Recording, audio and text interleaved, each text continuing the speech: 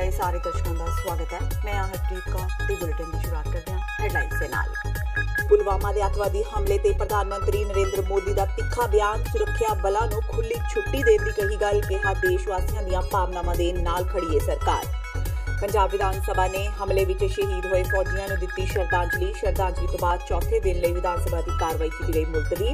मुख्यमंत्री कैप्टन अमरिंदर सिंह दा पाक फौज मुखी जनरल कमर जावेद बाजवा नूं दो टुक जवाब, कहा पंजाब वल अखां कीतियां तां भुगतणगे वड्डी सज़ा।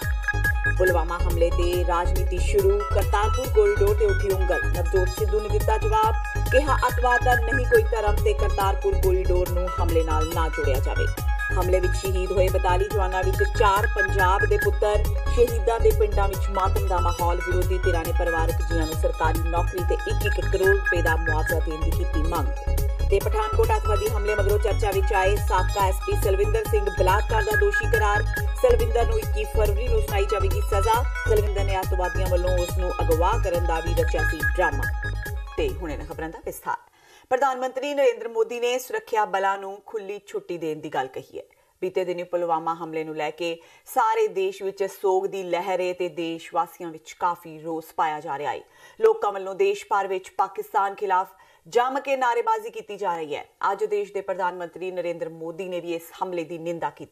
उन्होंने कहा कि वह पुलवामा के अतवादी हमले में शहीद जवानों को श्रद्धांजलि प्रदान करते हैं।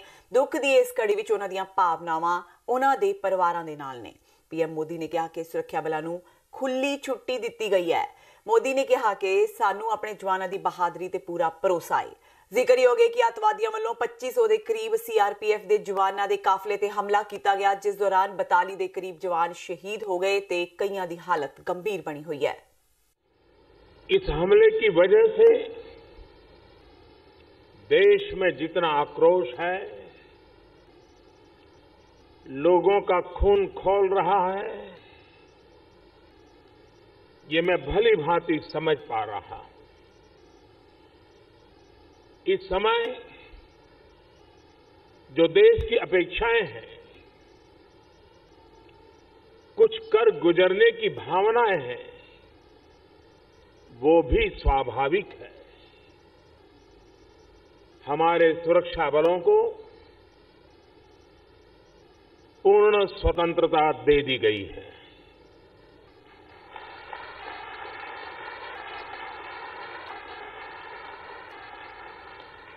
हमें अपने सैनिकों के शौर्य पर, उनकी बहादुरी पर पूरा भरोसा है।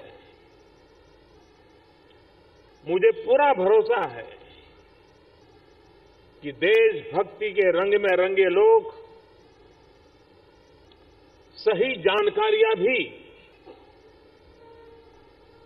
हमारी एजेंसियों तक पहुंचाएंगे, ताकि आतंक को कुचलने में हमारी लड़ाई और तेज हो सके। मैं आतंकी संगठनों को और उनके सरपरस्तों को कहना चाहता हूं कि वे बहुत बड़ी गलती कर चुके हैं। बहुत बड़ी कीमत उनको चुकानी पड़ेगी। पंजाब विधानसभा के चल रहे सैशन के चौथे दिन अज पूरे दिन लई कार्रवाई मुलतवी कर दी गई। विधानसभा विच बीते कल जम्मू कश्मीर के पुलवामा विच होए अतवादी हमले विच शहीद हुए जवानों को श्रद्धांजलि देके मुलतवी कर दिता गया। पंजाब के मुख्यमंत्री कैप्टन अमरिंदर सिंह वालों सदन की कार्रवाई मुलतवी करने का मता पेश किया गया, जिसनूं सदन ने सर्बसम्मति नाल पास कर दिता। विधानसभा का सैशन हुण 18 फरवरी नूं मुड़ शुरू होवेगा।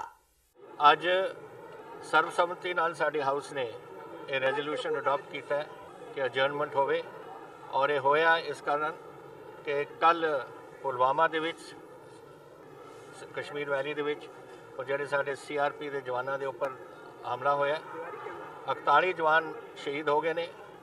किन्ने जख्मी ने वो खबर नहीं आईयां हाले, उन्हां विचों भी कई शायद शहीद हो जाण, वाहिगुरू करे ना होए, लेकिन इस किस्म की हालात ने कि कुछ कह नहीं सकते असीं।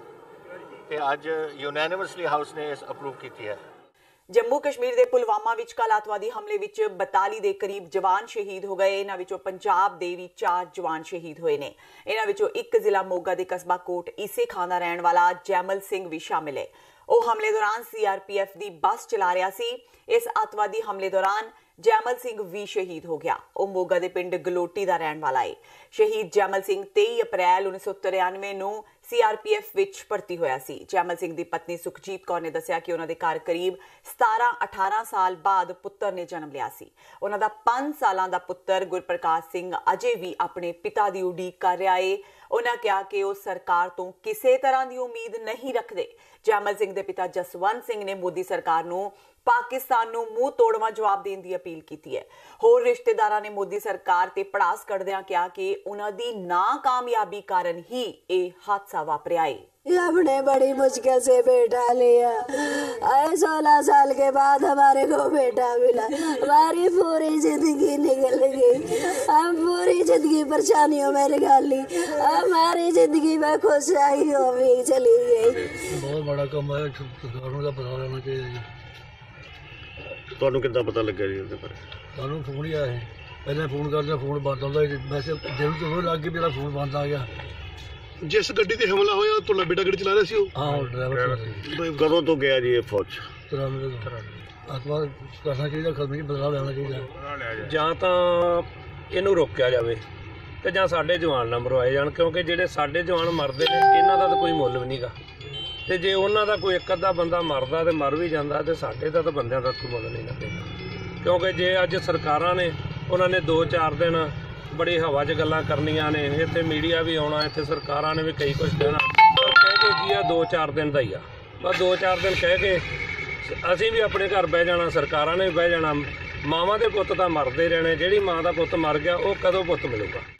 पुलवामा हमले विच पंजाब ने अपना एक होर पुत्र गवाया है। हमले दौरान शहीद हुए तरनतारन दे सुखजिंदर सिंह दा पिंड गंडीविंड टट्टल अज सोग विच है। तरनतारन जिले दी पट्टी सब डिवीजन विच पैंदे इस पिंड दे बच्चे नूं इस शहादत ते दुख है। पुलवामा के 42 शहीदों में एक सुखजिंदर सिंह के घर में अज सवेर तो ही लोग इकट्ठे होने शुरू हो गए। दूरों दूरों आने वाले लोगों को दुखी पिता गुरमीत सिंह ते शहीद पुत्र सुखजिंदर सिंह की तस्वीर दिखा रहे सन। सुखजिंदर सिंह की उम्र इस वेले 32 वरे सी ते फरवरी 2003 में CRPF विच भर्ती होया सी। बहुत बड़ा तगड़ा सहारा है जी सानू। जदों भी कोई काम बनाना उदों ही उन्हें आखना, डैडी मैं कोई नहीं, तू फिक्र ना कर, मैं तेनों पैसे थोड़े बहुत भेज दूँगा, तुसीं घर दा काम थोड़ा बहुत चलाओ। तो खेतीबाड़ी तो साड़ी थोड़ी आ, तो अपना सारा ही काम उहदे सिर ते जी चलता सी। सारा कारोबार ही उहदे सिर ते। पाकिस्तान का हर पार का सबक सिखाया जाए जी, फिर ही वो किसी गल तो बाज आ सकता वा। इस तरह तो वो 2-4 मारते, वो मावां दे पुत्त मारते, फिर लंघ गया महीना, फिर लंघ गया, फिर 10 दिन लंघ गए। उन्होंने सख्ती नाल निपटिया जाए फिर ही है जी। जम्मू कश्मीर के पुलवामा विच अतवादी हमले ते कांग्रेस के सीनियर आगू नवजोत सिद्धू का बयान सामने आया है। सिद्धू ने कहा कि अतवादियों का कोई देश या धर्म नहीं हुंदा। उन्होंने कहा कि खून खराबे नाल इसका हल नहीं निकलेगा। अतवाद का स्थाई हल लभना होगा तो गलबात राही इसका हल लभ्या जा सकता है। सिद्धू ने कहा कि अजे लोगों का कोई धर्म नहीं हुंदा, देश नहीं हुंदा, जात नहीं हुंदी, लोहा लोहे नूं कटदा है। सिद्धू ने कहा कि जिथे जिथे जंगां लगदियां ने उत्थे गलबात भी नाल नाल चलदी रहिंदी है। सिद्धू ने कहा कि अतवाद का स्थाई हल लभना चाहिए। इस दे नाल ही नवजोत सिद्धू ने कहा कि श्री करतारपुर साहिब के कोरीडोर के मामले नूं इस हमले नाल जोड़ के नहीं देखा जाना चाहिए। सिद्धू ने कहा कि करतारपुर साहिब के कोरीडोर का मामला लखां सिखां की आस्था नाल जुड़िया होया है ते इस ते विचार करना चाहिए। इसका एक परमानेंट सोल्यूशन आना चाहिए। कब तक हमारे जवान शहीद होते रहेंगे और कब तक ये खून खराबा चलता रहेगा? मतलब दो देशों के रिश्ते में खटास मिलने से पहले देखिए, एक बात आप समझ लीजिए, मैंने आपको पहले कहा ना कि हर देश में there is the good, there is the bad, there is the ugly. ये जो चंद लोग ये सब कुछ कर जाते हैं, इनको सजा याफ्ता करना चाहिए, लेकिन इसका मतलब ये नहीं कि पूरी कौम को आप चपेटे में ले लो, समझे नहीं?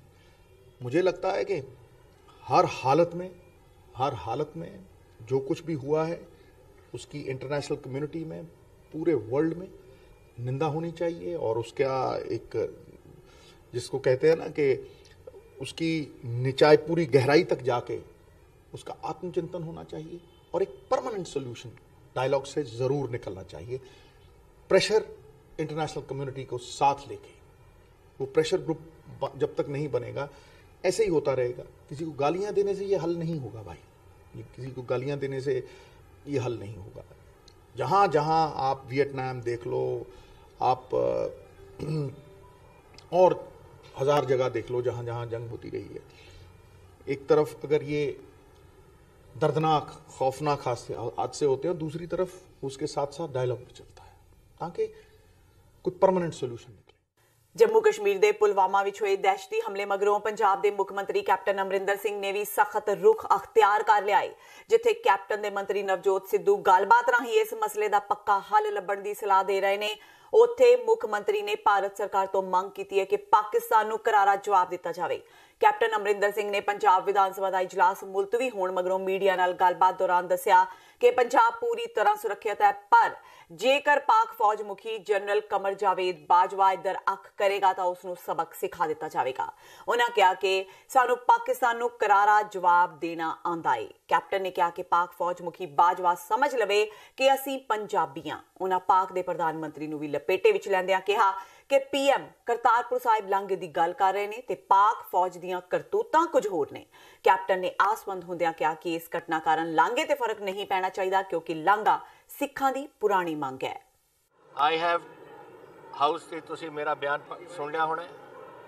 आई squarely blame the Pakistan government on this issue and I want to say कि एक पासे the prime minister says something and his army chief is doing something else through his ISI.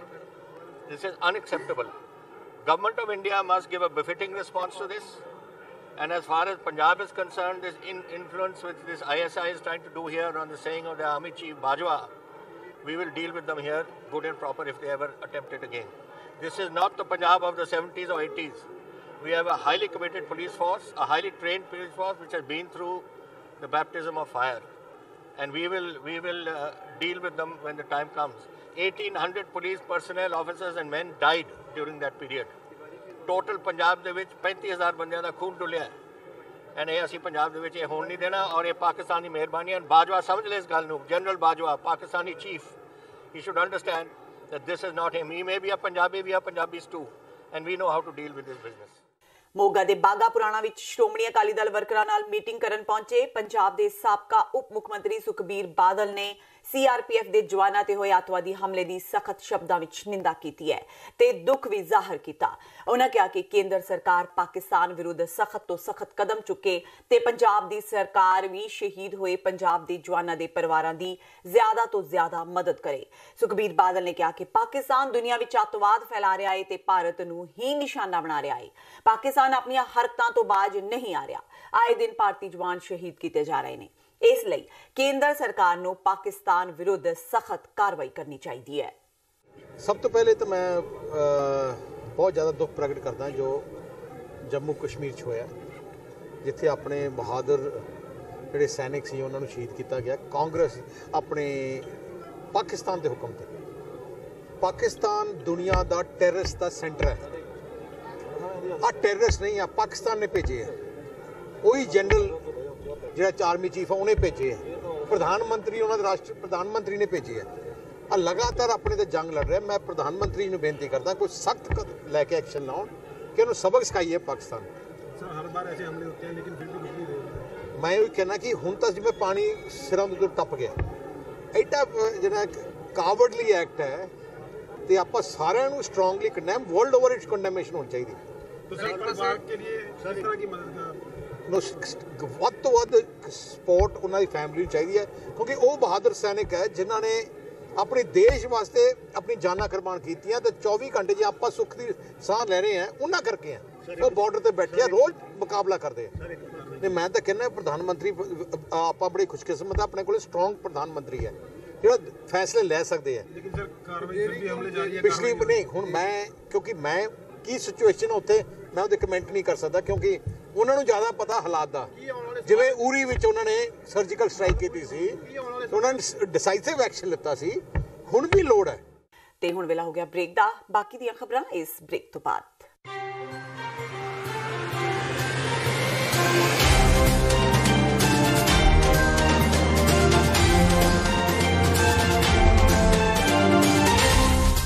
Sant Jarnail Singh Khalsa ਭਿੰਡਰਾਂਵਾਲਿਆਂ ਦਾ ਜਨਮ ਦਿਹਾੜਾ 17 ਫਰਵਰੀ 2019 ਦਿਨ ਐਤਵਾਰ ਨੂੰ ਗੁਰਦੁਆਰਾ ਸਿੱਖ ਕਲਚਰਲ ਸੁਸਾਇਟੀ ਰਿਚਮੰਡ ਹਿਲ New York ਵਿਖੇ ਬੜੀ ਸ਼ਰਧਾ ਨਾਲ ਮਨਾਇਆ ਜਾ ਰਿਹਾ ਹੈ। ਸੰਤਾਂ ਦੀ ਸੋਚ ਘਰ ਘਰ ਪਹੁੰਚਾਉਣ ਦੇ ਮੰਤਵ ਨਾਲ ਯੂਥ ਅਕਾਲੀ ਦਲ ਅੰਮ੍ਰਿਤਸਰ ਅਮਰੀਕਾ ਵੱਲੋਂ ਸਮੂਹ ਸੰਗਤ ਨੂੰ ਇਸ ਸਮਾਗਮ ਵਿੱਚ ਸ਼ਾਮਲ ਹੋਣ ਦੀ ਅਪੀਲ ਕੀਤੀ ਜਾਂਦੀ ਹੈ। ਖਾਲਿਸਤਾਨ ਅਫੇਅਰਸ ਸੈਂਟਰ ਦੇ ਸੰਚਾਲਕ ਡਾਕਟਰ ਅਮਰਜੀਤ ਸਿੰਘ ਵੱਲੋਂ ਸੰਗਤ ਨਾਲ ਵਿਚਾਰਾਂ ਦੀ ਸਾਂਝ ਪਾਈ ਜਾਵੇਗੀ ਅਤੇ ਵਿਸ਼ੇਸ਼ ਤੌਰ ਤੇ ਇਸ ਸਮਾਗਮ ਵਿੱਚ ਸ਼ਹੀਦ ਪਰਿਵਾਰਾਂ ਦਾ ਸਨਮਾਨ ਕੀਤਾ ਜਾਵੇਗਾ।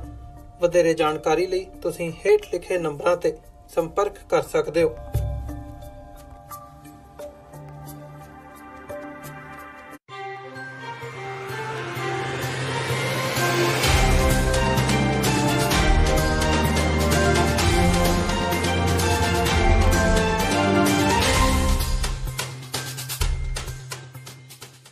ब्रेक तो बाद टीवी 84 ਦੇ ਖਬਰਾਂ ਦੇ ਬੁਲੇਟਿਨ ਵਿੱਚ ਸਵਾਗਤ ਹੈ। ਵਧਦੇ ਹਾਂ ਅਗਲੀ ਖਬਰ ਵੱਲ।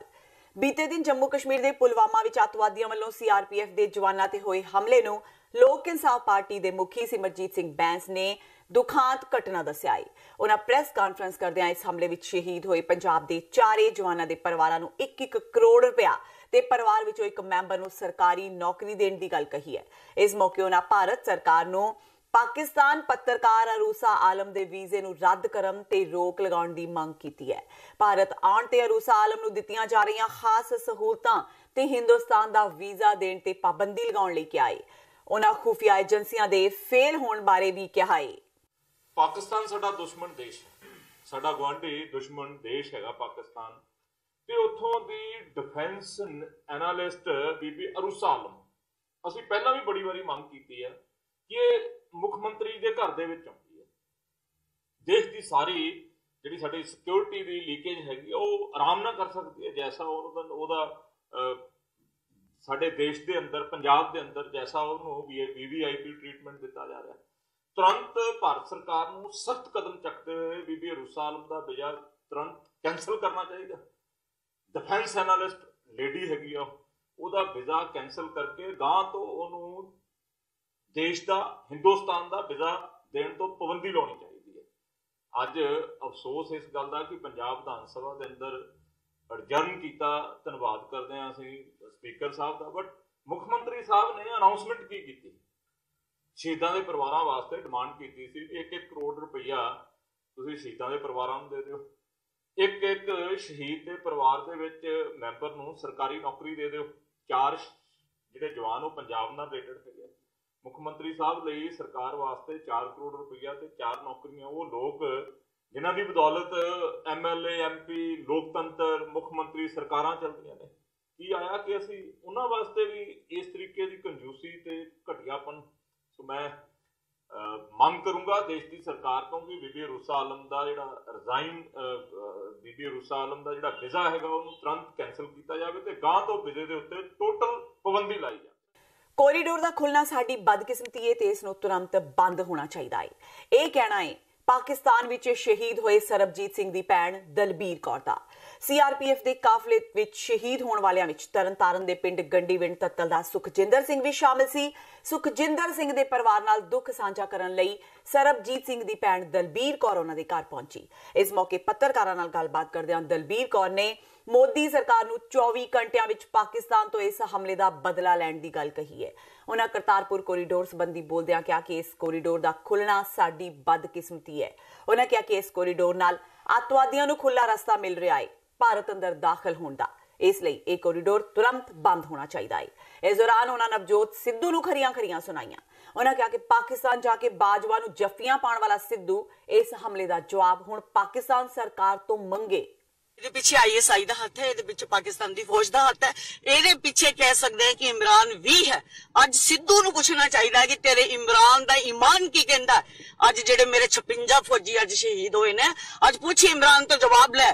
ਜਿਹੜਾ ਤੂੰ ਜਾ ਕੇ ਕਹਿੰਦਾ ਜੀਵੇ ਮੇਰਾ ਪਾਕਿਸਤਾਨ, ਕਦੀ ਲਾਹੌਰ ਚੋਂ ਕਿਸੇ ਨੇ ਬੋਲਿਆ? ਕਿਸੇ ਦੀ ਆਵਾਜ਼ ਆਈ ਪਾਕਿਸਤਾਨ ਚੋਂ ਕਿ ਜੀਵੇ ਸਾਡਾ ਹਿੰਦੁਸਤਾਨ? ਕਦੀ ਕੋਈ ਆਣ ਕੇ ਬੋਲਦਾ? ਅਸੀਂ ਰਾਤੀ ਪੀਰਜ਼ਾਦਾ ਨੂੰ ਸੁਣ ਰਹੀ ਸਾਂ, वो कह रहा सीगा कि जम्मू कश्मीर की तो बात ही मत करो, बात करो अगर तुम्हारे भारत पर हमला हुआ है। वो तो साडा उन्होंने अंग ही नहीं समझता, साडा देश ही नहीं, हिस्सा ही नहीं समझता। उदू जाके तू जिवें पाकिस्तान कहना। और कॉरीडोर खोलना बहुत बड़ी भुल है, बहुत बड़ी भुल है। ਇੱਕ ਦਿਨ ਇਸ ਦਾ ਵੀ ਖਮਿਆਜਾ ਸਾਡੇ ਹਿੰਦੁਸਤਾਨ ਨੂੰ ਭੁਗਤਣਾ ਪਏਗਾ। ਤੁਸੀਂ ਤਾਂ ਸਰੇਆਮ ਪੱਕੀਆਂ ਸੜਕਾਂ ਬਣਾ ਦਿੱਤੀਆਂ, ਤੁਸੀਂ ਤਾਂ ਰਾਸਤੇ ਖੋਲ ਦਿੱਤੇ, ਤੁਸੀਂ ਤਾਂ ਉਹਨਾਂ ਲਈ ਐਸ਼ੋ ਪ੍ਰਸਤੀ ਵਾਸਤੇ ਉੱਥੇ ਹੋਟਲ ਬਣਾ ਰਹੇ ਹੋ, ਉਹਨਾਂ ਲਈ ਸਟੇਸ਼ਨ ਖੋਲ ਰਹੇ ਹੋ, ਉਹਨਾਂ ਨੂੰ ਸਭ ਕੁਝ ਉਹ ਮੁਹੱਈਆ ਕਰਨ ਨੂੰ ਤਿਆਰ ਹੋ। ਆਪਣੇ ਦੇਸ਼ ਦੇ ਲਈ ਤੁਸੀਂ ਸੋਚ ਨਹੀਂ ਰਹੇ।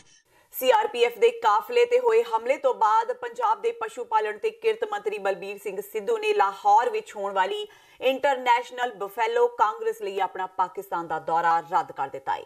ਸਿੱਧੂ ਨੇ ਦੱਸਿਆ ਕਿ university of animal and veterinary sciences Lahore ਵੱਲੋਂ ਇੰਟਰਨੈਸ਼ਨਲ ਬਫੈਲੋ ਕਾਂਗਰਸ 18 ਤੋਂ 20 ਫਰਵਰੀ ਤੱਕ ਕਰਵਾਈ ਜਾ ਰਹੀ ਹੈ। ਇਸ ਵਿੱਚ ਵੱਖ-ਵੱਖ ਦੇਸ਼ਾਂ ਦੇ ਨੁਮਾਇੰਦੇ ਹਿੱਸਾ ਲੈਣ ਲਈ ਪਹੁੰਚ ਰਹੇ ਨੇ। ਉਹਨਾਂ ਦੱਸਿਆ ਕਿ ਸਮਾਗਮ ਵਿੱਚ ਸੂਬੇ ਦੇ ਅਗਾਂਹ-ਵਧੂ ਕਿਸਾਨਾਂ ਨਾਲ ਵਿਸ਼ੇਸ਼ ਤੌਰ ਤੇ ਜਾਣਾ ਸੀ, ਪਰ ਪਾਕਿਸਤਾਨੀ ਅੱਤਵਾਦੀ ਜਥੇਬੰਦੀ ਜੈਸ਼-ਏ-ਮੁਹੰਮਦ ਵੱਲੋਂ ਪੁਲਵਾਮਾ ਵਿੱਚ ਸੀਆਰਪੀਐਫ ਦੇ ਕਾਫਲੇ ਤੇ ਕੀਤੇ ਹਮਲੇ ਵਿੱਚ 42 ਜਵਾਨਾਂ ਦੇ ਸ਼ਹੀਦ ਹੋਣ ਉਪਰੰਤ ਉਹਨਾਂ ਇਹ ਦੌਰਾ ਰੱਦ ਕਰਨ ਦਾ ਫੈਸਲਾ ਕੀਤਾ ਹੈ। ਉਹਨਾਂ ਪੁਲਵਾਮਾ ਹਮਲੇ ਦੀ ਸਖਤ ਸ਼ਬਦਾਂ ਵਿੱਚ ਨਿਖੇਧੀ ਕਰਦਿਆਂ ਕਿਹਾ ਕਿ ਅਮਨ ਸ਼ਾਂਤੀ ਦੇ ਵਿਰੋਧੀ ਤੱਤਾਂ ਨੇ ਦੇਸ਼ ਦੀ ਏਕਤਾ ਤੇ ਅਖੰਡਤਾ ਨੂੰ ਸੱਟ ਮਾਰਨ ਲਈ ਇਸ ਘਟਨਾ ਨੂੰ ਅੰਜਾਮ ਦਿੱਤਾ ਹੈ। ਉਹਨਾਂ ਕਿਹਾ ਕਿ ਅੱਤਵਾਦੀ ਨਾਪਾਕ ਮਨਸੂਬਿਆਂ ਨੂੰ ਹਾਸਲ ਕਰਨ ਵਿੱਚ ਕਦੇ ਵੀ ਸਫਲ ਨਹੀਂ ਹੋ ਸਕਦੇ। ਕੈਬਨਿਟ ਮੰਤਰੀ ਨਵਜੋਤ ਸਿੱਧੂ ਵੱਲੋਂ ਪੁਲਵਾਮਾ ਹਮਲੇ ਤੇ ਦਿੱਤੇ ਗਏ ਬਿਆਨ ਦੀ ਭਾਜਪਾ ਨੇ ਸਖਤ ਸ਼ਬਦਾਂ ਵਿੱਚ ਨਿੰਦਾ ਕੀਤੀ ਹੈ। ਭਾਜਪਾ ਦੇ ਕੌਮੀ ਸਕੱਤਰ ਤਰੁਣ ਚੁਗ ਨੇ ਕਿਹਾ ਕਿ ਨਵਜੋਤ ਸਿੱਧੂ ਦਾ ਪਾਕਿਸਤਾਨ ਪ੍ਰੇਮ ਦੇਸ਼ ਦੇ ਸ਼ਹੀਦਾਂ ਦੇ ਜ਼ਖਮਾਂ ਤੇ ਲੂਣ ਛਿੜਕਣ ਵਾਲਾ ਹੈ। ਚੁਗ ਨੇ ਕਿਹਾ ਕਿ ਇੱਕ ਪਾਸੇ ਨਵਜੋਤ ਸਿੱਧੂ ਇਸ ਹਮਲੇ ਦੀ ਨਿੰਦਾ ਕਰ ਰਹੇ ਨੇ, ਜਦਕਿ ਦੂਜੇ ਪਾਸੇ ਪਾਕਿਸਤਾਨ ਦਾ ਨਾਮ ਵੀ ਨਹੀਂ ਲੈ ਰਹੇ। ਉਹਨਾਂ ਕਿਹਾ ਕਿ ਇੰਜ ਲੱਗ ਰਿਹਾ ਹੈ ਜਿਵੇਂ ਨਵਜੋਤ ਸਿੱਧੂ ਪਾਕਿਸਤਾਨ ਦੇ ਵਕੀਲ ਬਣ ਕੇ ਸਾਹਮਣੇ ਆਏ ਨੇ। ਅੱਜ ਉਹ ਹਿਊਮਨ ਰਾਈਟਸ ਵਾਲਿਆਂ ਨੂੰ ਪੁੱਛਦੀ ਹੈ ਕਿ ਦੱਸੋ ਅੱਜ ਤੁਹਾਡੇ ਮੂੰਹ 'ਚ ਜ਼ੁਬਾਨ ਕਿਉਂ ਨਹੀਂ, ਅੱਜ ਤੁਹਾਡੀ ਅੱਖਾਂ 'ਚ ਅਥਰੂ ਕਿਉਂ ਨਹੀਂ। ਔਰ ਮੈਂ ਇਹਦੀ ਕਠੋਰ ਸ਼ਬਦਾਂ 'ਚ ਨਿੰਦਾ ਕਰਨਾ ਔਰ ਇਹ ਚੇਤਾਵਨੀ ਦੇਣਾ ਜਿਹੜੇ ਆਤੰਕਵਾਦੀ ਸੰਗਠਨਾਂ ਨੇ ਕੰਮ ਕੀਤਾ ਹੈ, ਹਿੰਦੁਸਤਾਨ ਦੀ ਸੈਨਾ ਉਹਨਾਂ ਕੋਲ ਬਦਲਾ ਲਏਗੀ। ਇੱਕ ਵੀ ਉਹ ਵਿਅਕਤੀ ਜਿਹਨੇ ਇਹਨਾਂ ਸੈਨਿਕਾਂ ਦੇ ਉੱਤੇ ਹਮਲਾ ਕੀਤਾ ਉਹ ਬਚੇਗਾ ਨਹੀਂ। ਅਸੀਂ ਉਰੀ ਅਟੈਕ ਵਾਂਗੂ ਉਹਨਾਂ ਨੂੰ ਕਠੋਰ ਔਰ ਕੜੇ ਸ਼ਬਦਾਂ ਵਿੱਚ ਜਵਾਬ ਦੇਵਾਂਗੇ। ਇੱਕ ਆਤੰਕਵਾਦੀ ਨੂੰ ਕਬਰ 'ਚ ਲਟਾਇਆ ਜਾਏਗਾ, ਇੱਕ ਵੀ ਆਤੰਕਵਾਦੀ ਬਖਸ਼ਿਆ ਨਹੀਂ। ਪਠਾਨਕੋਟ ਅੱਤਵਾਦੀ ਹਮਲੇ ਮਗਰੋਂ ਚਰਚਾ ਵਿੱਚ ਆਏ ਸਾਬਕਾ ਐਸਪੀ ਸਲਵਿੰਦਰ ਸਿੰਘ ਨੂੰ ਬਲਾਤਕਾਰ ਦਾ ਦੋਸ਼ੀ ਕਰਾਰ ਦਿੱਤਾ ਗਿਆ ਹੈ। ਅੱਜ ਗੁਰਦਾਸਪੁਰ ਅਦਾਲਤ ਨੇ ਬਲਾਤਕਾਰ ਦੇ ਕੇਸ ਦਾ ਫੈਸਲਾ ਸੁਣਾਉਂਦਿਆਂ ਸਲਵਿੰਦਰ ਸਿੰਘ ਨੂੰ ਦੋਸ਼ੀ ਕਰਾਰ ਦੇ ਦਿੱਤਾ। ਸਲਵਿੰਦਰ ਸਿੰਘ ਤੇ ਇੱਕ ਮਹਿਲਾ ਨੇ ਬਲਾਤਕਾਰ ਦੇ ਇਲਜ਼ਾਮ ਲਗਾਏ ਸਨ। ਅਦਾਲਤ ਵੱਲੋਂ ਸਲਵਿੰਦਰ ਸਿੰਘ ਨੂੰ 21 ਫਰਵਰੀ ਨੂੰ ਸਜ਼ਾ ਸੁਣਾਈ ਜਾਵੇਗੀ। ਯਾਦ ਰਹੇ ਐਸਪੀ ਸਲਵਿੰਦਰ ਸਿੰਘ ਦਾ ਨਾਮ ਪਠਾਨਕੋਟ ਅੱਤਵਾਦੀ ਹਮਲੇ ਕਰਕੇ ਚਰਚਾ ਵਿੱਚ ਆਇਆ ਸੀ।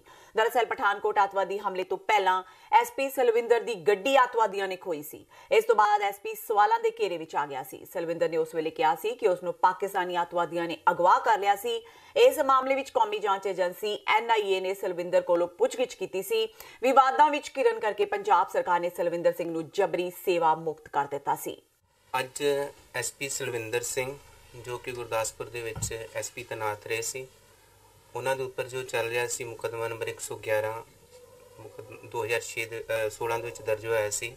376 C ਅਤੇ PC ਐਕਟ ਦੇ ਅਧੀਨ ਮੁਕੱਦਮਾ ਦਰਜ ਹੋਇਆ ਸੀ। ਉਹਦੇ ਰਿਗਾਰਡਿੰਗ ਅੱਜ ਮਾਨਯੋਗ ਅਦਾਲਤ ਸ਼੍ਰੀ ਪ੍ਰੇਮ ਕੁਮਾਰ ਜੀ ਐਡੀਸ਼ਨਲ ਸੈਸ਼ਨ ਜੱਜ ਗੁਰਦਾਸਪੁਰ ਉਹਨਾਂ ਨੂੰ 376 C ਅਤੇ PC ਐਕਟ ਦੇ ਵਿੱਚ ਦੋਸ਼ੀ ਜਿਹੜਾ ਉਹ ਹੈਲਡ ਕਰਦੇ ਹੋਏ ਉਹਨਾਂ ਨੂੰ ਜੇਲ੍ਹ ਦੇ ਵਿੱਚ ਭੇਜਿਆ ਗਿਆ, ਜਿਹਦੇ ਰਿਗਾਰਡਿੰਗ ਹੁਣ ਜਿਹੜਾ ਸਜ਼ਾ ਦਾ ਐਲਾਨ ਹੋਏਗਾ ਉਹ 21 ਫਰਵਰੀ ਨੂੰ ਹੋਏਗਾ। ਤੇ ਇਹ ਮੁਕੱਦਮਾ 2016 ਚ ਦਰਜ ਹੋਇਆ ਸੀ, ਬਟ ਇਹਦੇ ਵਿੱਚ ਪ੍ਰੋਸੀਕਿਊਸ਼ਨ ਵੱਲੋਂ ਆਪਣੇ 13 ਗਵਾਹ ਭੁਗਤਾਏ, ਜਿਹਦੇ ਬਾਅਦ ਵਿੱਚ ਡਿਫੈਂਸ ਨੂੰ ਮੌਕਾ ਮਿਲਿਆ। ਉਹਨਾਂ ਨੇ ਇਸ ਮੁਕੱਦਮੇ ਦੇ ਵਿੱਚ ਆਪਣੇ ਵੱਲੋਂ 7 ਗਵਾਹ ਭੁਗਤਾਏ ਅਤੇ ਇਸ ਮੁਕੱਦਮੇ ਨੂੰ ਜਿਹੜਾ 에ਅਰਫੋਰਸ ਤੇ ਅਟੈਕ ਹੋਇਆ ਸੀ ਉਸ ਦੇ ਨਾਲ ਜੋੜਨ ਦੀ ਕੋਸ਼ਿਸ਼ ਕੀਤੀ ਕਿ ਮੈਂ ਇਸ ਮੁਕੱਦਮੇ ਦੇ ਵਿੱਚ ਮੈਨੂੰ ਪੁਲਿਸ ਨੇ ਗਲਤ ਤਰੀਕੇ ਨਾਲ ਇਨਵੋਲਵ ਕੀਤਾ ਸੀ। ਪਰ ਮਾਨਯੋਗ ਅਦਾਲਤ ਨੇ ਗਵਾਹਾਂ ਦੀ ਦੇਖਦੇ ਹੋਏ ਅਤੇ ਇਸ ਮੁਕੱਦਮੇ ਨੂੰ ਗੌਰ ਨਾਲ ਵੇਖਦੇ ਹੋਏ ਇਸ ਨੂੰ 376 ਦੇ ਵਿੱਚ ਗਿਲਟੀ ਹੈਲਡ ਕੀਤਾ ਤੇ ਜੇਲ੍ਹ ਦੇ ਵਿੱਚ ਭੇਜ ਦਿੱਤਾ ਹੈ।